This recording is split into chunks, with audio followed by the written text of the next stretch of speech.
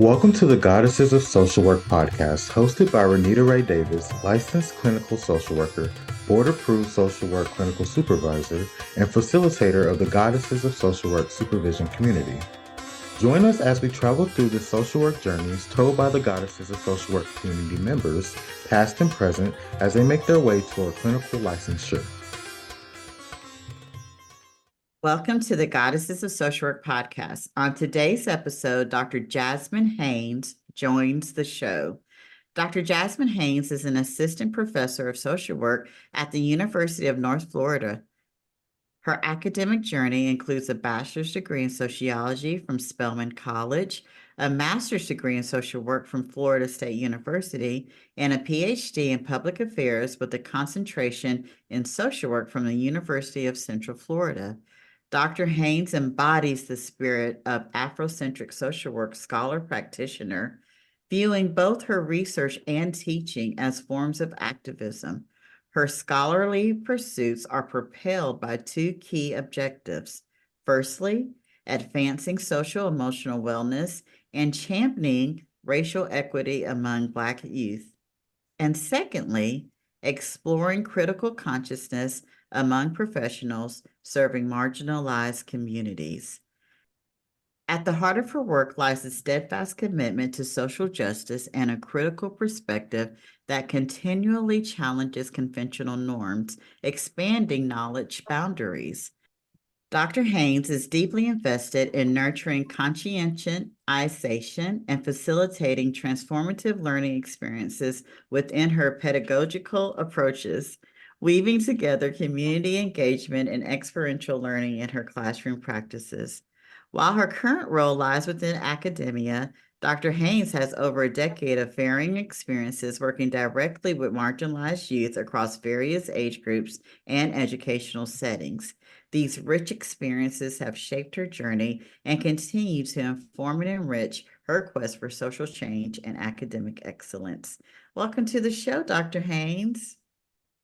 Thank you. Thank you. It's a pleasure to be here. Thanks for having me. You're welcome. Dr. Haynes, I love your bio, and I especially like the phrase embodies the spirit of Afrocentric social work scholar practitioner. How does one embody the spirit of Afrocentric social work, and what is Afrocentric social work? Yeah, I think the first way someone embodies it answers the second question first. So, what is Afrocentric social work? It's understanding what it is. Afrocentric social work was coined by this Black social worker, Jerome Shealy, and he coined the concept, but then created three principles of Afrocentric social work. So it's really just understanding the importance of spirituality in Black communities, understanding that the effective approach in social work practice is just as important as your logical or rational approach. And what that means is understanding our emotions, right? So understanding how we address social issues doesn't have to be just based on data. Obviously, we know numbers and data, those things are important, but also understanding that our lived experiences and our expression of our lived experiences and how those experiences make us feel and our empathy towards each other in our community about those lived experiences are just important to integrate when we address social issues in Afrocentric lens. And then the last one, which is very fitting for this podcast, is the last principle is the identity is conceived as collective. And so we know in social work, it's very individualistic, it's very westernized, but in an Afrocentric lens, we see the community just as important as the individual. So they're almost one and of the same. And so to embody Afrocentric social work, we first must understand those three principles. Understand them, believe them, and apply them. And that's what I do in my work as a scholar. That's what I do as a practitioner. Although I'm not in direct practice anymore, much of my research involves me to still be immersed in working with young people or working with educators of young people. So that's my current practice. And even in my teaching, being able to maybe not come on the first day and say, hey, my pedagogical practice is Afrocentric social work, but it literally comes through in how I approach my classroom, how I approach students, how I build relationships, how I build community. And so if I understand that the identity The individual identity is just as important as the collective, and the collective is just as important as the individual identity. So how am I cultivating community and collective identity in the classroom, not seeing students as just individual bodies in my desk? How am I acknowledging their well-being through their affective materialism, as opposed to just their numbers and their grades, right? So their emotions, their well-being, their expressed feelings, incorporating and integrating that into the classroom. And then how am I also integrating their spirituality? Spirituality is not just about religion. So understanding the diverse spiritual beliefs and allowing everyone to feel safe and brave enough to share those spiritual beliefs in the classroom as it relates to our content.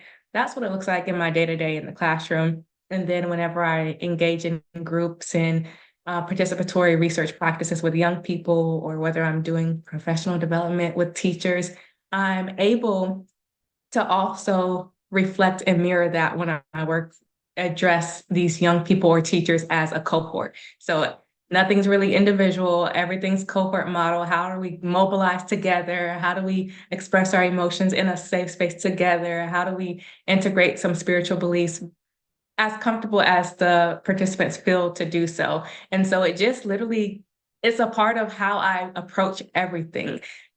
Honestly, most of us who are Black social workers are Afrocentric without using the term Afrocentric. So it's one of those things that just has a concept, a term, a terminology that was coined. And it was rooted in this sense of when we think about social work as a profession, I love social work, I love the social work profession, but every profession or institution deserves some critique. And social work wasn't always accepting and inclusive of Black individuals and Black services. And out of that exclusion, it took Black social workers and practitioners to cultivate a space where Black practitioners can serve Black bodies that were not being served elsewhere.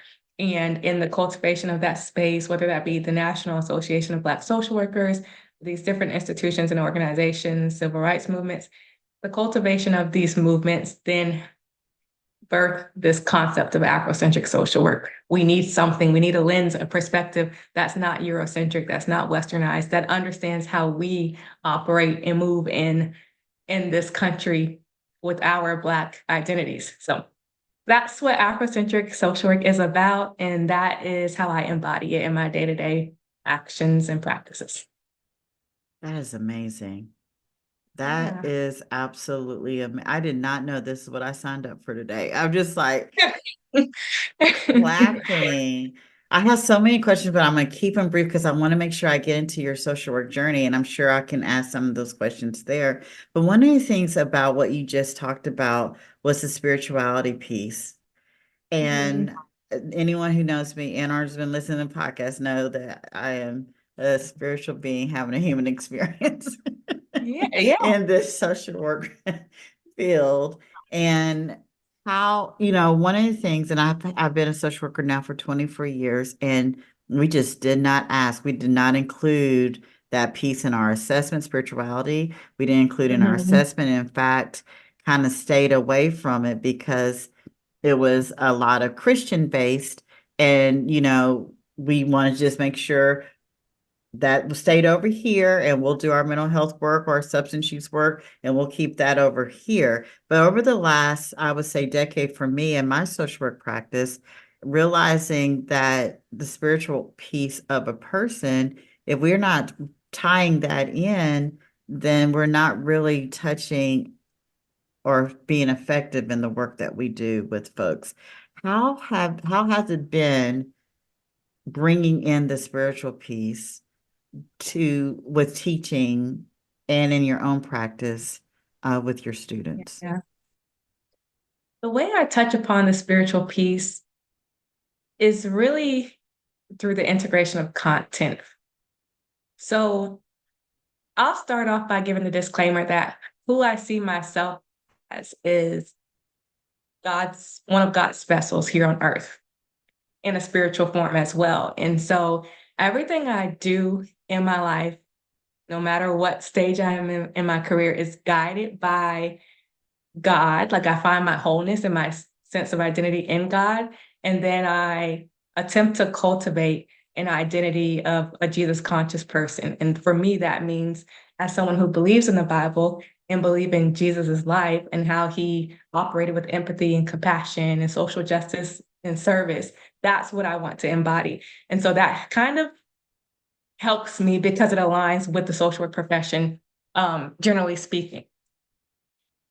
When I go and teach, I don't project my personal beliefs onto students, but I am very clear with students that spirituality is a part of many of their clients' lives, and it's not something that can be skipped or not something that we can just bypass because of our discomfort. And that's what we experience. There's a lot of students who have discomfort with the conversation about spirituality, mostly because a lot of them see spirituality as synonymous to religion. And that's a whole nother conversation on how to unpack that and deconstruct that conversation of they're not one and the same. And so I even have a class when I teach undergrad students, social work with marginalized groups, is we're unpacking this notion that if we have religion, spirituality is a part of religion, but we also have spirituality, and religion does not have to be a part of spirituality. So understanding this dichotomy that they're not one and of the same, and that someone may consider themselves both religious and spiritual, or may consider themselves just one or the other. And the way that we can understand how to approach this with our clients is to first understand how we believe that in ourselves. So again, I might share, if they ask what my beliefs are, I might quickly, vaguely share like a elevator pitch of what I just shared with you about my beliefs. But for me, it's having them explore and discover their own beliefs. And as they practice doing assessments with themselves and with each other in the classroom, then they are more comfortable in asking certain assessment questions regarding spirituality to their clients. And students struggle. They truly struggle with the spirituality component because some of them have very scarred relationships with religion, and then it's clumped into my relationship with spirituality. And so in their mind, if I'm distant from spirituality, I should not have to talk about this with a client. That's not what happens, especially if you're going to serve Black clients who we know are, I mean, as the time goes, we see trends are changing where maybe we're not as religious as we once were, but we are a religious group and spiritual group who much of our social movements were initiated in Black churches. And so I teach a whole class right this semester about culturally grounded practice with Black Americans, where at a PWI, most students in the classroom, and we know in the social profession, are white, and a lot of them have very damaged relationships with religion and spirituality. And so to learn about Afrocentric social work, where spirituality is the heart of this perspective, and to have a couple of weeks when we're just talking about spirituality and the faith that is embedded in the effective approach of Black people is very interesting. It's very interesting, and it's something I don't shy away from, but I know that it's a conflicting topic for them. You can see the discomfort in their faces. The good thing I love about my students, though, is that they ask challenging questions. What if I don't believe this? How do I navigate this conversation? When is it okay for me to say, I'm going to refer a client to someone else because it's getting too heavy for me or it's getting too uncomfortable for me? With the latter question, when it's too uncomfortable, we push that boundary a bit and challenge that of what is too uncomfortable. Because if we think our job is supposed to be easy day in and day out, we might be in the wrong profession for one. And even in the classroom, if we think every classroom conversation is supposed to be easy day in and day out, week in, week out, again, we might be in the wrong profession. We're supposed to have these critical dialogues, and a part of critical dialogues is the spirituality piece, because our clients may have that at the heart and soul of who they are. And if we're here to enhance their well-being, help minimize social issues that they're impacting and how they've been navigating social issues for their whole lives has been at the root of who they are spiritually, we can't ignore that. And if that's what they want to incorporate in their practice or want us to incorporate in their practice, we cannot ignore that part of who they are. And so The way that I do that is just having, again, students assess themselves and their own beliefs, and then understanding which spiritual beliefs do they think they would have the most challenging working with. And if that is going to be an issue, we're not going to do further disservice. Then you don't work with that individual and you do refer them out. And I think what I've noticed is that students continue beyond the classroom of this. They have queries now, like based on this assignment I did in Dr. Haynes's class, or based on this conversation, or based on, we watch a whole video on the Black church, and they're just like, oh, I view church so differently because I didn't understand the historical context of the Black church because I did not grow up in that. And so just having exposure to things that they may not have understood about religion, spirituality, in the context of different groups, diverse groups beyond themselves, is important. Gosh, I have so many other questions, and we're just still on our first question. I don't want to get too far because I want to get into your social work journey, but Dr. Haynes, you're doing this work in a state that is not supportive. Is that okay to talk about? And yet, even in your bio, because I want to make sure I keep you safe, right? Because yeah, I appreciate that is the crux of my question. Even in your bio, you boldly say that you are Afrocentric social worker. And how are you? How are you? How are you? How am I right now? I think that I'm here. And so what I mean by I'm here is that I continue to show up day in and show up day out, being authentic to who I am as an Afrocentric social worker, as a Black woman, as an individual who researches critical perspectives, in the sense where I'm not just training teachers in trauma-informed professional development. I'm training them on racial trauma. I'm very clear on that when I provide professional development. When I work with young people who are in after-school spaces, I'm very clear on having conversations about who they are racially, because most of them are Black youth. And so having them have those critical dialogues. And so that word critical continues to pop up. And that word critical is a word that's currently sanctioned, in a sense, when we use it. And I think I used the word critical somewhere in the bio as well. Afrocentric social work is a critical perspective. It's something that critiques the normative of Eurocentric Westernized standards of social work. That's what critical means. That's what I've always been, is a person who asks questions. Why are we doing things this way? Why do we have to agree with this? Do we have to agree with this? And what if I don't? What does that look like? Is it anti-social work? Is it anti-American? Like, there's just all these questions that you begin to ask yourself. And I continue to do so. And I continue to teach students how to do that for themselves. So I'm not in the classroom here to project my ideologies on anyone, my beliefs. I just talk about my religious and spiritual beliefs. I'm very clear with students. You don't have to believe anything I tell you when I teach you these things. And those disclaimers have become more and more important to say right now in the current context, where I used to maybe sprinkle them in, but now at the beginning of every discussion or every lecture, it's just like, disclaimer, today we're learning about XYZ. Before I share the content that was actually in your textbook, and before we start to make connections, there are ideologies and theoretical perspectives that social work, as a profession that's leaning more towards anti-racism, anti-oppression, and we've always been at the heart of social justice. There are perspectives that this profession you selected to be in believes and is at the core. And so everything I share is rooted in social work profession. I am not here to share my opinions. Students ask my opinions all the time.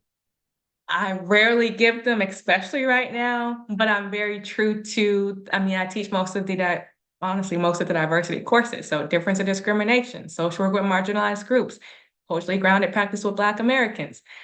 And so, I can't stray away from, just at the top of those courses is oppression and vulnerability and marginalization or marginalized groups. So I cannot not talk about the things that I'm supposed to not talk about, if that makes sense. So that was just like a rabbit hole of a description, but it's impossible for me to be true to myself and the social profession without talking about the truth and speaking truth to power, and to use the textbook and literature to support what I'm stating. But I'm never entering the classroom as in, this is Dr. Haynes' opinion. This is more so, this is Dr. Haynes helping you to create connections between what you read, what you see on TV, what you hear in the news, what you see on social media, what you experience in your personal life, and training you all how to be critical thinkers to make connections for yourself. So how am I doing? I'm doing that. Like, that's just all I can do. Does it get scary? Absolutely, because there are people making political decisions that we don't know what their end goal is.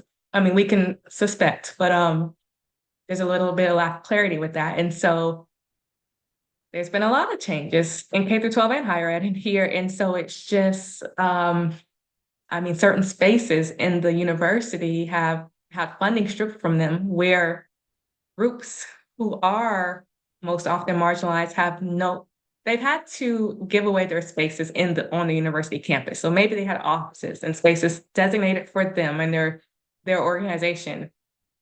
We might use BSU for an example, Black Student Union, or the Hispanic Student Organization, or the Asian American Student Organization. These organizations these groups are marginalized groups. And so at one point they had safe spaces to go to, intentional safe spaces. And then you're told, well, that's aligned with diversity, equity, and inclusion, and that's preferential treatment. And you can no longer have that space, that designated space on campus, because then it seems you're receiving preferential treatment in comparison to other groups. And so what happens with that, right? That we already see those changes happening. Students having to unpack their offices to do away with them. So if that is happening, what can happen to us as professors who are teaching truth to power in the classroom? That is at the heart of our actual profession. Like, we are training scholars who are about to become practitioners, or some who are already practitioners, just advancing their degree. What could happen to us who are with their trainers? We're truly their trainers. Can we be silenced, which leads to further marginalization depending on who's teaching certain classes? Could a class like culturally grounded practice for Black Americans no longer be a class? These are possibilities and fears that students have relayed to me personally, and relayed to social work program directors on campus. What's going to happen to Dr. Haynes' class? Will we still be able to take it? Are we allowed to take it? Like, the fears are insurmountable, and it's scary, and it's sad. And I just have to put on this like superwoman straight face and reassure them everything's fine. Well, we don't know that. Like, I don't know if it's fine, but I'm just showing up day in and day out, doing my job, and also what I feel like is my calling. So I have no answer to what's going to happen, but I tell the students, it's funny that we technically have thought, as faculty, have been told to keep doing what we're doing, right? Like, until you receive word otherwise, keep doing what you're doing. And I don't really like that message, but that's the message we receive. But then I find myself saying that to the students as well, like, just keep showing up. We have generations, I guess, what Gen Z and whatever else is, whatever generations after them, these generations are very liberatory. Like, they're very radical sometimes. And who am I to silence them wanting to be anti-oppressive and anti-racist? And you just see these social justice champions, and it's beautiful to watch it in the classroom, but to know that we live in a state where it's not celebrated to be that person, it's hard. It's conflicting with our profession, to be honest. And so I don't know how I'm doing other than showing up. That's just all I got. Sometimes I'm desensitized because, as a Black person in America, it's almost not shocking. It's almost like, oh, another hurdle. And maybe all I've always known to do was to just show up, right? So it seems like a long-winded answer. I hope I answered the question. No, that was a perfect answer. And I mean, all I can say to you is thank you. Thank you. Thank you for showing up, especially for our students, because just thank you for showing up. Thank you. Yeah, thank you. How did you get here, Dr. Haynes? Like, what is your social work journey? Because my goodness, yeah. Yeah. So, how did I get here to social work? Yeah. When I have been reflecting on this question, I'm like, how did you get here, Jasmine? So I'm from South Carolina. I'm from Summerville, which is outside of Charleston. And I grew up in pretty diverse schools. Diverse, I'm using that very loosely. Diverse schools where I was not the only Black person in the school. So that's why I consider it diverse, but it was still majority white schools. And so elementary school, middle school, those were fine. When I got to high school, so I started honors classes somewhere in middle school, but I got to high school, I continued with honors classes. And in those spaces, I was oftentimes like the only Black person. Not in the, like, so when I left class, I would go find my friends who were also Black individuals, but in the classroom itself, within my honor class spaces, I was often the only Black person, or maybe there could be one other some Black individual with me. But space is really telling, and your positionality in space is really telling.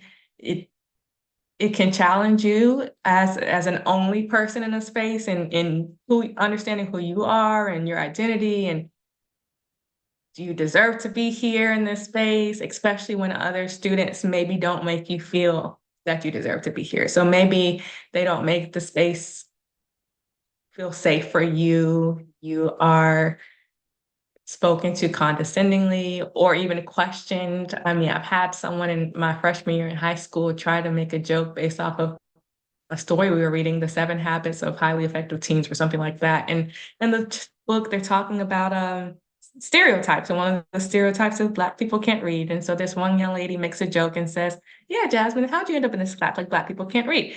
To her, that was a joke. That was a very strong microaggression. At that term, at that time in life, I did not know the term microaggression, but that's just one experience that I had freshman year. So for 4 years, I'm having these experiences over and over in classrooms, but not a lot of things as Black people we experience, and we don't know what they're called. You're just going through life having these experiences. So I didn't know of the word microaggression probably until almost 10 years later. Like, I don't know. But I'm having these experiences, and all I know is that, oh my gosh, I cannot wait to graduate. And as I'm in high school, my older sister is at Spelman College. She went to we went to almost all the same schools growing up. So she went to the same high school, and she knew she wanted to go to an HBCU. She's at Spelman, and I'm like, I gotta go to HBCU. Like, I just can't deal with life like this anymore. And so I graduate. I get accepted into Spelman as well. So I go to Spelman.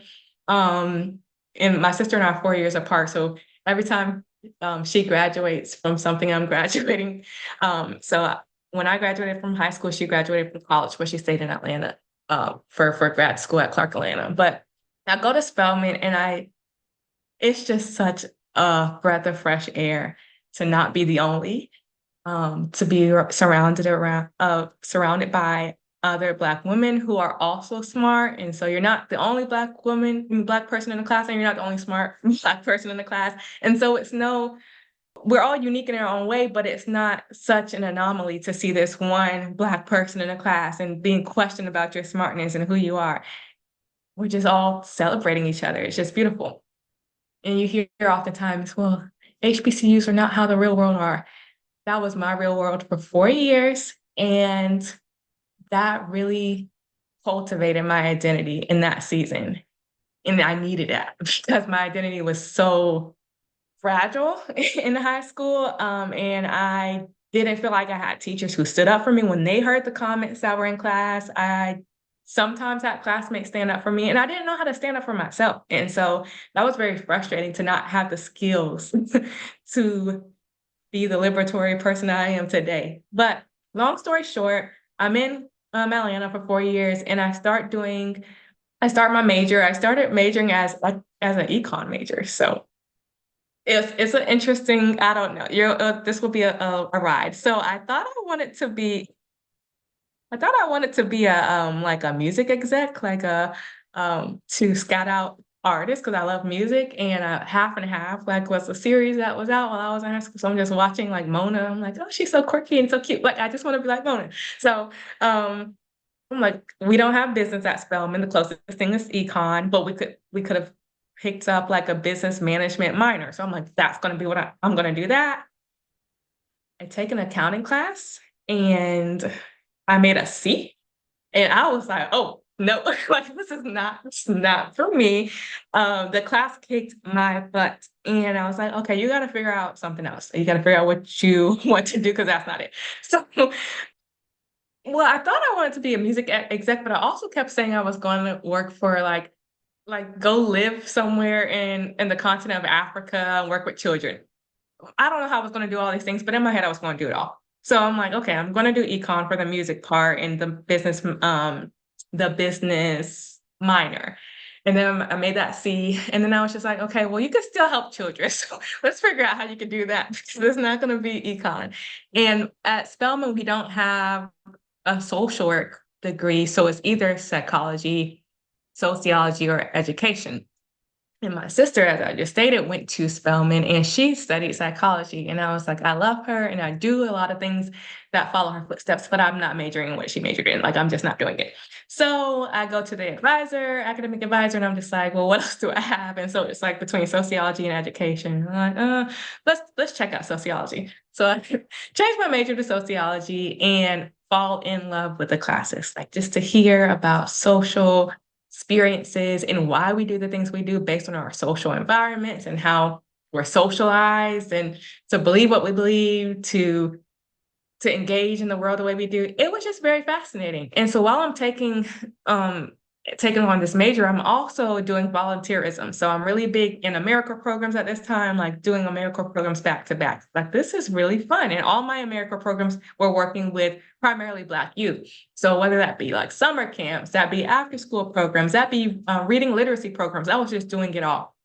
I was like, okay, I got it. I like working with youth. Like I'm very sure of that. Like working with youth, specifically majority Black youth serving agencies. Like this is my jam, but how do I do it? I get to senior year, time to start applying for grad school. At least that's what everyone else around me seems like they're doing. So I'm like, okay, let me apply for grad school. Although I thought I was going to stop at undergrad, I was like, I'm just doing 4 years, no more school. So I start doing my own research and I come across social work. So I applied to a few social work programs. At that time, I applied for maybe 2 or 3 in Georgia because I thought I was going to stay there. But I also applied for other programs. So Teach for America, which is an AmeriCorps program, and then City Year, which is also an AmeriCorps program. City Year is very similar to Teach for America, except for Teach for America, you go teach for 2 years. And then City Year, you're more of a teaching assistant. So like a mentor, teaching assistant situation in an underserved school. So I get accepted into all the grad schools I apply for social work, which is amazing. And I'm excited because I'm like, okay, I have some direction, some clarity. And then I'm also burned out in senior year. And I'm like, I think I need a gap year. So I applied for Teach for America, as I stated, and I went through maybe 2 interview rounds and did not get invited to the 3rd one. So I'm like, oh, I thought teaching might be the thing, but okay, if that didn't work out, that's obviously not the thing. And then I got accepted into City Year. And my sister by my senior year in college, she had moved to Jacksonville, Florida. And I got accepted into City Year in Jacksonville. So I'm like, here again, I'm gonna go where my sister lives. And so I moved to Florida and served my final AmeriCorps year because I have done all the years that I can possibly serve pretty much. And so I did my final AmeriCorps year serving in an underserved middle school. So I was in a 6th grade English language arts classroom. And for me, this gap year was just really to confirm that I didn't want to teach, because even though I didn't get accepted into Teach for America, I was still like, I don't know, maybe I want to teach. And maybe I just needed a break. And that's why I interviewed. I didn't get accepted to the 3rd round. Like, I'm trying to rationalize things. And then I'm also like, and it can help me see if I really want to do social work. I don't know. We're in between the two. So I served the 1 year as essentially a teaching assistant and mentor to middle school students here in Jacksonville. And that year, I was like, oh, I do not want to teach. Not K through 12. No, no. I love, like, to this day, I have relationships with some of those young people who I work with and love them. But God did not call me to teach in K through 12 settings. Like, that is not my calling. That is not my ministry. And I learned that gap year taught me that. But the gap year also taught me that I still want to work with young people. Like, my heart is for them. It's just not in that capacity. And so I was really in my confirmation season, basically. And so my passion was still there for young people. And I think it was just more confirmation that I can serve them in a different capacity through mentorship, through counseling, and so social work was confirmed as the profession I should go into. And so I reapplied to grad school, essentially to the same programs that I had applied to before. And since I was in Florida, I also added a Florida school to the list and applied for Florida State University. Got reaccepted to all the same schools plus Florida State. So I'm just like, oh, am I going back to Georgia? Am I just going to stay here in Florida? Stayed in Florida. I'm like, I can get in-state tuition because I've lived here a year now, so I'll be here. And so I went to Florida State University. And now I'm back in this environment where it's like my high school.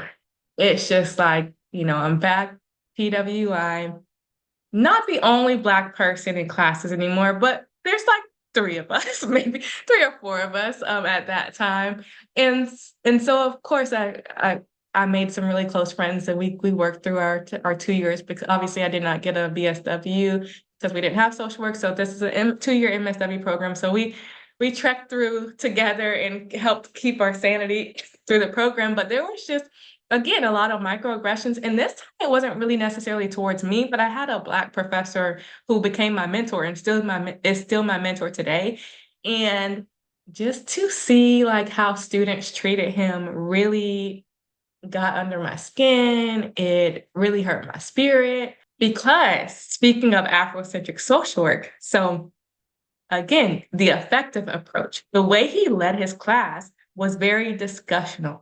Like, say it was a policy course, and I think it was. We're having dialogue and conversation. He's not giving you tests. Like, we had papers, and he's not giving you tests with right or wrong answers. I think he maybe popped in a popcorn one time because we weren't, like, people, if they were reading, they weren't engaging in the dialogue. But his spirit was very much communal dialogue. Like, we're just having conversation. And that did not sit well with a lot of people. It didn't. And got to the point where they tried to create like petitions. This group of students, their solution, anytime they didn't like any professor, there was an Asian professor they didn't like this professor I'm speaking of. Anytime they didn't like a professor, their solution was, we're getting a petition and we're signing the petition and we're going to get them fired. Like, that was just their mode of operation. And that really, even though it wasn't me, it wasn't happening to me, I felt connection to him as my mentor. And I felt some type of way about it. Like, I had to, the culture's gonna call me out, but I had to snitch and tell him, like, hey, these folks out here have a petition against you because they say you don't teach well. That he doesn't teach well. Well, being indicative to Western Eurocentric classroom practices that they were accustomed to. So because it didn't fit the normative of what they were accustomed to, it wasn't well to them. And so I was in another season of my life of just like, I gotta get out. Gotta get out of here. Keep having these seasons where like, I gotta go. So it's time for graduation. I thrive in my MSW program. I was like the graduation speaker because I had the highest GPA. Like, I did really well because I found a profession in a major that I thought, okay, I liked sociology. I thought I loved it. I liked sociology. And then I found social work and I was like, oh, I love social work. So I went from like to love. And because I truly loved it, I wasn't going to leave the profession because of my experience with other classmates, but I just needed to get out of that university. And so it was time to get on the job market. I started applying for jobs. At this point, I think I want to work at a nonprofit. I studied social work with a concentration in social policy and administration. So I really wanted to do something programmatic, an assistant director or director of a nonprofit, something I knew I did not want to do clinical, which your viewers are probably going to beat me up, but I just was not a clinical person. Again, not my ministry. And I think it's because I know how invested I get. And I was like, I know me, and I don't know if I have the emotional capacity to do clinical work. I don't go the clinical route, and I also don't get the administrative positions that I like in my mind dreamed of. I ended up becoming a counselor, not a clinical counselor, but a counselor at Job Corps, which is essentially a career vocational trade program for 16 through 24-year-olds. And at this point in time, I'm like, I'm young myself. I think I had just turned 25, and I'm like, well, I'm working with 16 to 24-year-olds, and I'm a counselor. Like, they're going to think I'm too young. I mean, some students did question my age, but overall, I was very well respected in this position. I worked here for 2 years. The title was career counselor. What I really did was counsel young people in their crises, in their social emotional challenges, navigating their trauma. I assisted them with a lot of interpersonal interactions because there was a lot of conflict between the students or trainees, and between themselves and amongst staff. So it was just a lot happening. No day ever looked the same. It was just, we social work, that it just happens. No day looks the same. So I enjoyed the job overall. What I did not like is that when you're working for a government corporation that, contracts their services through contracting agencies, Job Corps being a government program, but then that contracts their services. So like our jobs are really through contractors. Those contractors have to comply to the government's, policies for getting things done, services provided.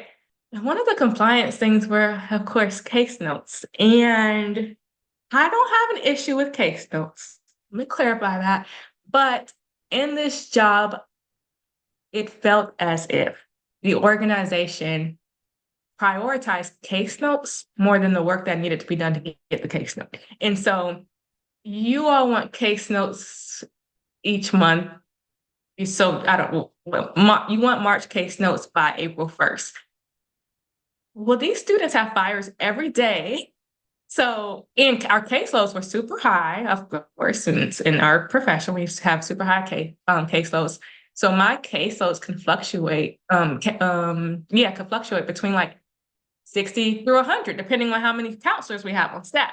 So you want me to meet with each student once a month, document the case notes for each student once a month, and then have it by a certain date. And so the meetings were not, to fulfill that, the meetings were not going to be quality meetings. Like, you just want me to do a check-in. Hey, how you doing? How's this month going for you? That is not the person I am. That's not the social worker I am. And knowing when these students come to you, many of them had very severe challenges that they were navigating while staying on the center because it's a residential facility. And then for the ones who weren't living on campus, had challenges at home that may interfere with their progress in the program. So like, we're navigating all of this. And how do you want me to do that for 75 people and want someone document their case notes? Oh, you want me to work outside of the hours to fulfill this? Also, to have no life, to not have wellness, it was just so much happening. And there were so many ideals, programmatic ideals that I had to work with the young people based on their concerns that they were relaying to me, that I did not have the space and the capacity to do because, hey, can't even implement that program or intervention because I got to do these case notes.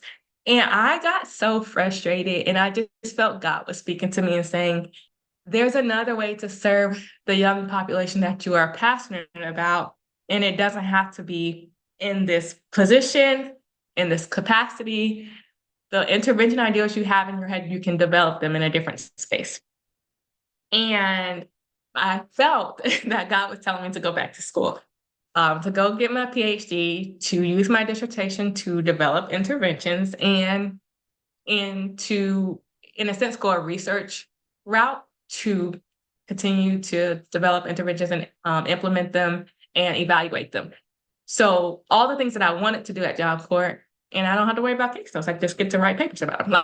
That's how I felt. So that's what I felt was being spoken to me. And also, like, I had been out of school like 2 years. And when I was in school, the mentor I talked about, who students were, creating the petition about, he told me back then to go get my PhD. And I was like, oh goodness, no, master's.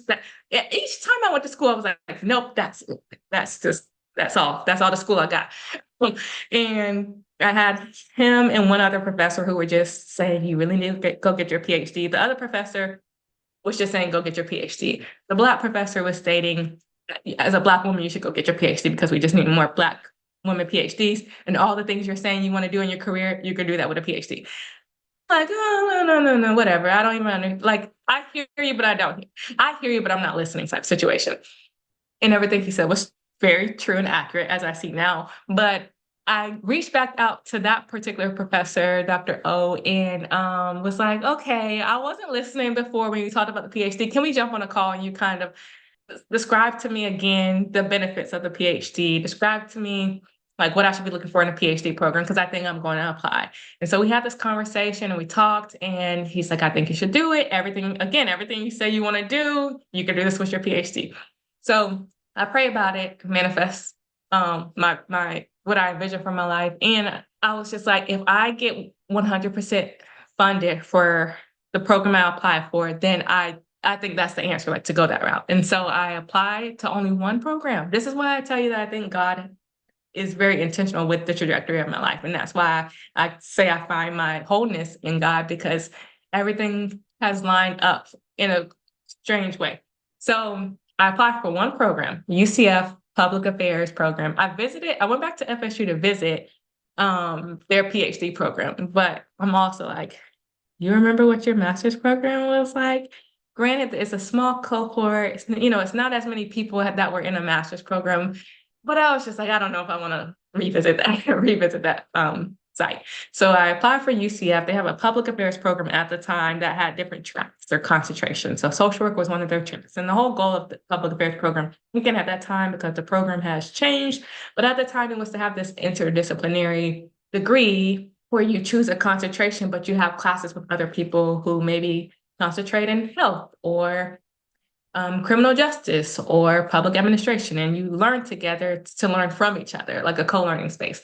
And then you just have your concentration area where that's where your electives are taken, and your dissertation would focus on that, like social work. And so I apply there, and I also apply for this fellowship that's here in Florida. If you attend any of the public universities, you can and get accepted into the fellowship. They'll pay for your whole program. So I'm like, okay, if I get in and get this fellowship, I'm going to school. I get in and earn the fellowship. So I say, okay, well, cool, we're going back to school. And I go to school and I meet at the time, she was like the program director or the interim program director. And she's a social work professor, and she's researching like trauma-informed. Well, her expertise, I don't really like the word expertise, her specialty is in trauma. And she's getting this grant for trauma-informed education or trauma-informed professional development with teachers. And she's like, well, I remember I read your application. You're interested in social and emotional learning, because that's what I really wanted to do at Job Corps. Like my students, I love them. I still love them too. Like they needed some social, emotional like interventions that were very directed, but we just did not have that. So I was just like, yeah, I'm very passionate about social and emotional well-being, and then providing the space for that so that students can thrive academically, because otherwise we're just, I don't know what we're doing. So she was like, well, I have this grant and I think you'll be good for it. And at this time, again, it's like I knew the term trauma informed, but it was like a word I was hearing, but not really fully grasping and understanding. So I started doing literature reviews and searching, and I'm like, oh, this is literally almost one and the same at this point. So she hires me on as her research assistant. So I not only have the fellowship, but I also get hired on as a research assistant. And I work with her to create a curriculum, trauma-informed curriculum for teachers, but then we're also creating a curriculum for the students of the teachers. And so our research team as a whole trained educators in a K-8 community school in Orlando how to be more trauma sensitive and trauma informed when working with their students, but then train them on how to engage in activities that were trauma informed. So social emotional learning activities that were trauma informed. And so everything's kind of piecemeal together. And I did that work with her for a couple of years. I mean, she became my dissertation advisor and still is a mentor to this day. But that set the fire in me, and I'm like, where did I have my most challenging experiences? In schools, from high school and then MSW program. And a lot of things that I was experiencing were stressful and could have led to trauma in some senses, mostly my high school experiences. And I was learning, oh, that was racial stress, especially in high school. That was racial trauma you were experiencing. And so while you're providing this trauma-informed education, we're not talking about the racial trauma piece. Like, we weren't doing it in our work. And I was like, well, I like what we do, but I want to step it up when I do my dissertation. I want to be intentional about integrating that conversation of racial trauma with teachers, not just general trauma, not just general adverse childhood experiences. Like, all of that is great things, but adding, supplementing this conversation with racial stress and racial trauma, and understanding how, as educators, we may be the ones who perpetuate those experiences of racial stress and racial trauma, whether it be something we say or don't say. Because if we go back to my educational experiences, the teachers were not saying anything. And so that's really my focus. And well, one of my foci in my research now is I created for my dissertation a racially conscious trauma-informed professional development for educators. And that's what I do in the work, some of the work that I have now going on. But when it was time, I defend the dissertation and it's time to go on to the next thing, I was anti-academia, believe it or not. I was anti-academia my first 2 years in the PhD program. I was like, oh no, again, I'm gonna go be this executive director, and it's not like, I still had this vision. I'm gonna go be this ED in a nonprofit. I'm going to do administrative work, use my PhD to create programs and interventions in an agency. Like, that's just where my mind, I don't know, it kept going to that. But then by the time I got to dissertation phase, I started doing my own. I had mentors at UCF telling me to go to academia, but I also was seeing their lives. UCF is a R1, like a research one intensive.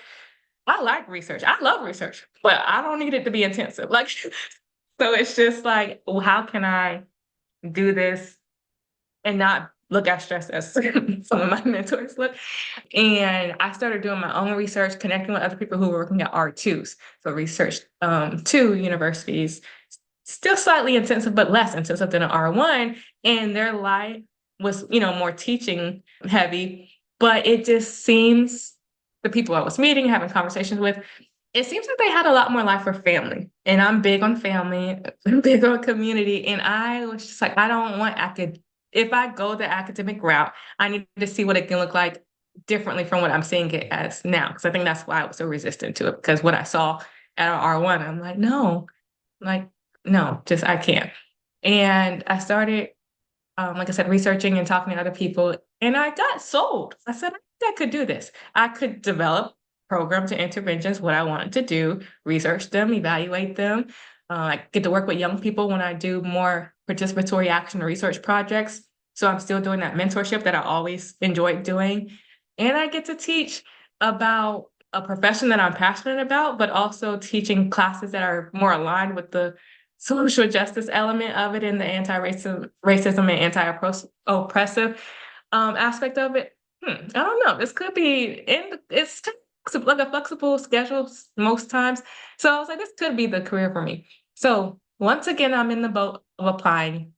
I applied for 2 jobs, two academic jobs. And I didn't get an interview for one of them. And then I get an interview for here in Jacksonville, which is where I moved from Jackson. I probably didn't explain this. When I left FSU with my master's, I said I worked at Job Corps. I moved back to Jacksonville, that's where I worked at Job Corps. And then I moved to Orlando for UCF. So when I applied for the 2 jobs, I applied for one, I won't say where, and then I applied for one here in Jacksonville.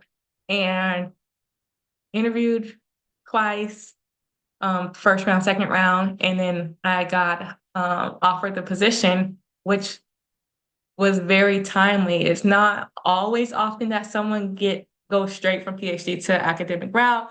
So once again, I will reiterate that God has been hands all over the trajectory of my life, so I can't be thankful enough. But back in Jacksonville, where I have family, we talk about community. Like my family is literally my everything. Like, I don't know. I mean, I did well 4 years in Orlando.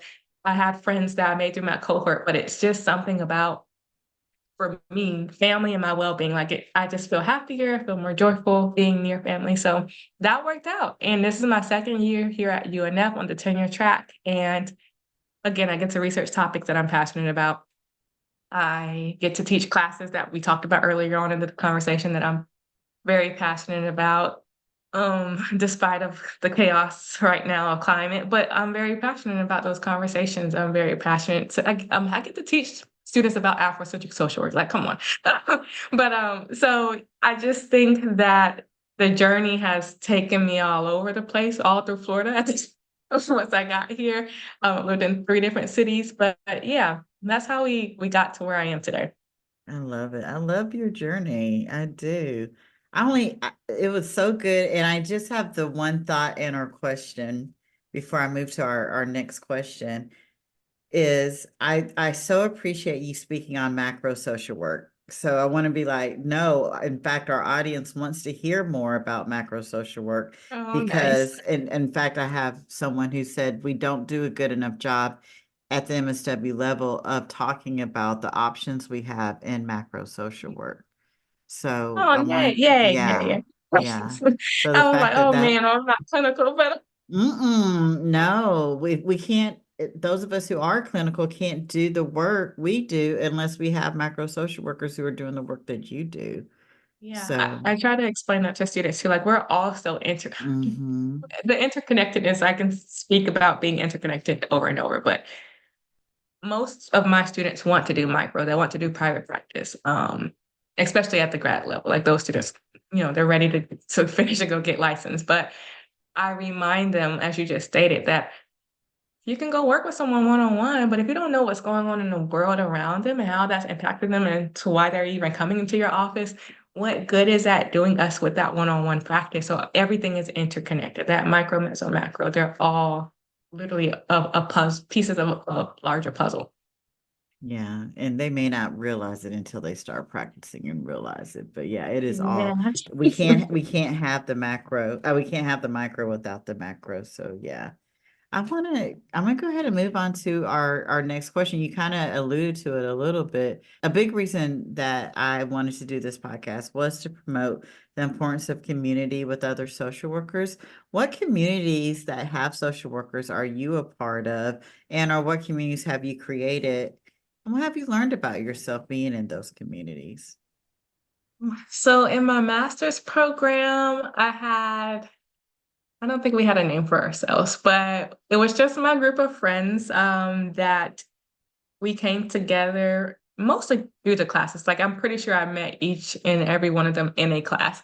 And so there were like four of us, two Caribbean women, and then our Brazilian sister. And we would have vid sessions, we would have dinners, we would have happy hours, we would have craft hours. Like it would just be these moments of community socialization, and sisterhood. And to this day, I'm still connected via social media with two, but the third one is still my close friend to this day. She always tells people that she saw me sitting in class and she stared at me because that was a class where it was just the two of us, we were the only two Black women in that class. And she said that she stared at me and said, from that day, that's going to be my friend. And she tells people that story all the time. And just saw her. She lives in DC. I just saw her in DC when I went to the SWOR conference. And so she is no longer, well, she is a social worker, but she does not do social work practice anymore. She's an attorney now. But she, like I said, lives in DC. And so when I told her I was in town, anytime I'm in DC, I tell her I'm in town, she will come and we'll just go out and catch up. And so that was one community. And then in my PhD program, this group, we do have a name for each other. We call each other our sister friends. And now that each and every one of us have our doctorate degree, now we're doctor sister friends, but initially we were just sister friends. And yeah, so Kalila is, she started in my cohort, but she was part-time. And so her trajectory was a little longer than mine. And then our good friend Itunu is a cohort after ours, but Itunu started working with me as we were both research assistants for that same advisor I talked about. And so we worked so closely on research projects with that advisor, and that it was just so easy to pull her like under my wing and have her in community with whatever Khalil and I already had started as like our sister friendship. And then it so expanded to us three. And I finished, I think, 22. So they finished 23. And we all live in different cities right now, but about once a month we connect on Zoom. And when we make the Zoom title, we call them our sister friend check-ins. Like, it's just beautiful that we connected, of course, with the common goal of getting the PhD, but we also have so many spiritual similarities that we keep each other lifted so much, not just professionally, but spiritually as well. If it's just a group thread, a group conversation of someone saying, hey, I had a rough week, or let me tell you about this, because we all work in academia now, but let me tell you about this student situation, or let me tell you about this college. Like, is it just me? Can we talk about it? And so I can lean on them for almost anything. And what I learned about myself with being in community with them is that it is okay to lean on them. I am so clearly community is important, but I could be very private and reserved and introverted and shy about expressing how I'm feeling. I can express it on paper. I can journal, I can do it there, but vulnerability sometimes is difficult for me. But being in community with those two showed me that it's okay. Like, I've cried in front, like, it's just okay to share what I'm feeling, my fears, my joys, my worries, just everything. And to have a community that shows me that it's okay to be vulnerable. And that's probably what I learned, like the greatest lesson I learned in being in community with them. That is beautiful. I'm so glad you have them. Dr. Sister Friend. I would love Yes. to have all three of you on the show one day. I bet that Oh, would be that such would be so fun. yeah, that would be such a great conversation. But one of the things I was thinking about when you were just talking about that, Jasmine, was at the PhD level, at the highest clinical level, we think that, okay, then now I've done it, but it's so important to have a peer group and or still have mentors to be able to say, hey, let me tell you about this student. Or is it just me? I love how you said that. Is it just me? Or so we don't have tunnel vision in whatever level of practice we're in, to be able to have those folks around us who can say, nah, it was that student. No, just like Because, and that's the beautiful thing. We do call, like, if we need to call each other in and hold each other accountable, we do that very well too. I didn't even say we collaborate together too, like on paper, like this summer we'll be writing papers together. So it's more than, I don't know, it's just multifaceted. And our ages are kind of widespread. So it's like well, I can't say multi-generational, but multi-age, like sister friend group, which I think is beautiful. Yeah. I love that. That is beautiful. And it's so important, so important. Jasmine, what is one belief about social work that you started on this journey with that you feel has changed the most? One belief that I feel has changed the most would have to be that social work has to look one certain way. Again, I was super excited to start the social work profession, and I'm still very excited to be in this profession.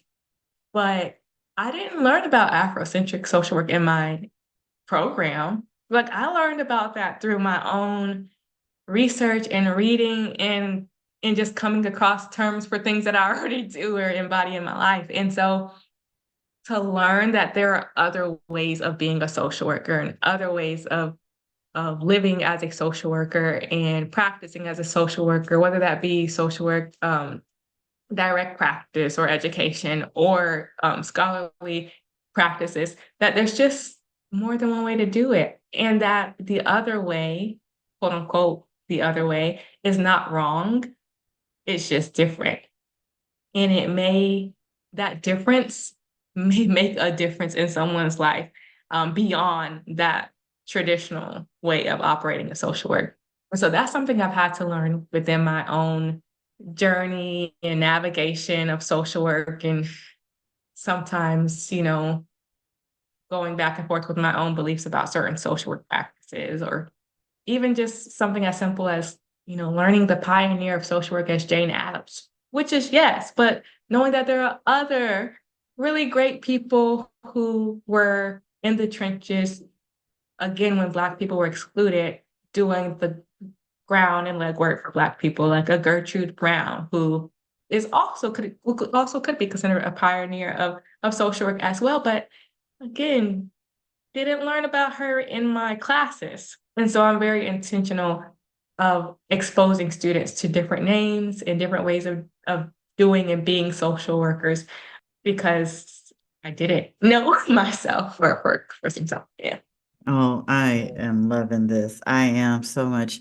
And, as we move into our last question, I've just so enjoyed this conversation with you, but I kind of want to lean into that a little bit. Like, one of the honors that I've had in doing this podcast is meeting some amazing Black and Brown social workers who are decolonizing social work practice. And often the question that I have for them, because the way they teach us social work and really just drill it in our head that this is the way that you do it, does not look like how it is practiced in our communities, because our clients aren't westernized.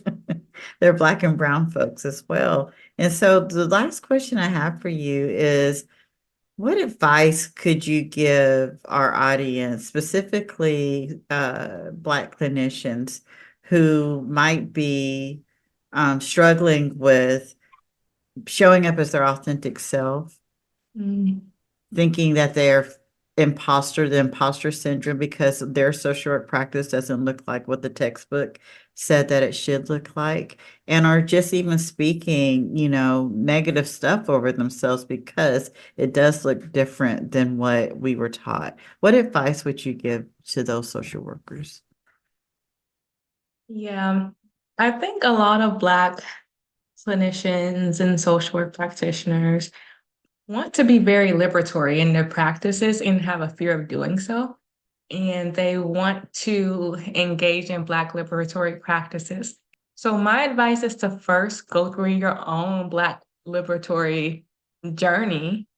And what I mean by that is, when we think about Black liberation, we often kind of compartmentalize that into 3 steps, right? So self-realization, just realizing who you are, your potential, the gravity and the weight that you carry as callings and ministries and whatever we want to call this thing on our lives that leads us into social work, realizing the beauty in that, and that there's great potential regardless of what society says. And society might be social work sometimes. So regardless of what people or institutions state about who you are as a Black person, realizing the power that you hold just in your being.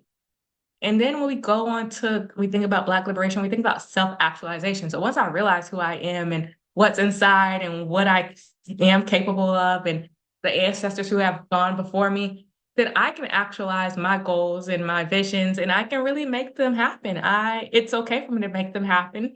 And with the support and the right community around me, the right tools, I can actualize those goals and those visions. And if that is being a Black liberatory practitioner or an Afrocentric social work practitioner, or whatever titles we want to use, I can actualize and do that. I can do those things. And then so once I actualize them, like just having that self-fulfillment and just a sense of being, like a happiness about a sense of being. So I realized who I am, I've actualized that, but I am who I am authentically, and I'm happy with who that person is. So if I'm happy with who that person is as an individual, then as a practitioner, I'm going to show up, again, authentically me. I'm going to do the practices that I know resonate with who I am and my beliefs and my values, and that also resonate with my clients, who are oftentimes, as you stated, Black and Brown individuals. I'm going to do what's true to them, not what's true to the quote unquote perceived dominant society. And that in and of itself is fulfilling. That brings joy to us. It is sad when we minimize or dim our lights because of fear of imposter syndrome or fear of being invalidated. But if we go through that process of Black liberation, self-realization, the self-actualization, and the self-fulfillment, we can do wonders. We can do wonders. And that's really my advice, is to go through that process as an individual and then apply that process as a professional. And we will just continue to move mountains. So, yeah. When's your book coming out, Dr. Haynes? When's your book Oh coming out? man. Uh, Yeah. that's something on, speaking of self-actualization, that's a goal written down. That One day. that was perfect. You laid it out with step by step. It reminded me, and I'm just gonna shout. We're gonna shout her out, and you probably are one who recommended this book, but The Pain We The pain we Carry. carry, Yeah. so good. Yes. Healing from Complex PTSD for People of Color. That I step got by that book for step. Dr. Yolanda. I And bought her that book. she recommended it to me, and I've been doing the meditations. It is a step-by-step Yes. process of healing of, PTSD for people of color and the trauma we experience as being Black and brown Yes. people in America. And just now, the way you laid it out, I was like, when's your book coming? When is your Yes. book Yes. coming? So I'm gonna be looking for it. I'm gonna be looking for it. When it comes, you'll be the first to know. Well, Uh, the first One of the outside of family to know. first. Outside of family to know. Oh, one day. Yes. That was Awesome. inspirational for asking me that. Thank No, when you were doing step by step, I was like, oh man, that could just, I just saw the whole outline. And so you. I'm Oh, yeah. excited for you to get that into the hands of Black and brown clinicians who need to know it's okay to show up as your authentic self in these spaces. It is okay to be Yeah. fully ourselves. When we reach Yeah, that fulfillment stage, we know we can do it. If we do it individually as our individual selves personally, we can do it professionally. Yeah. absolutely. A book and a TED Talk. I love it. And I'm so honored that we first got to hear it here Oh, on yes, we'll yeah, mark this. yes. Thank you. Renita had the exclusive. Thank you so much for joining the Goddesses of Social Work podcast. This has been an amazing conversation. I've enjoyed it so much. And I'm so serious. We cannot wait for your book to show up. Oh, thank you. Thank you for having me on. I look forward to continue listening to episodes. I've been listening to them. So thank you for the work that you do as well, Renita. Thank you for listening to today's episode of the Goddesses of Social Work podcast. We are glad you were here. If you like this episode, please come back to hear more stories of the journeys through social work, and please leave us a review on Apple or Spotify. See you next time here on the Goddesses of Social Work podcast.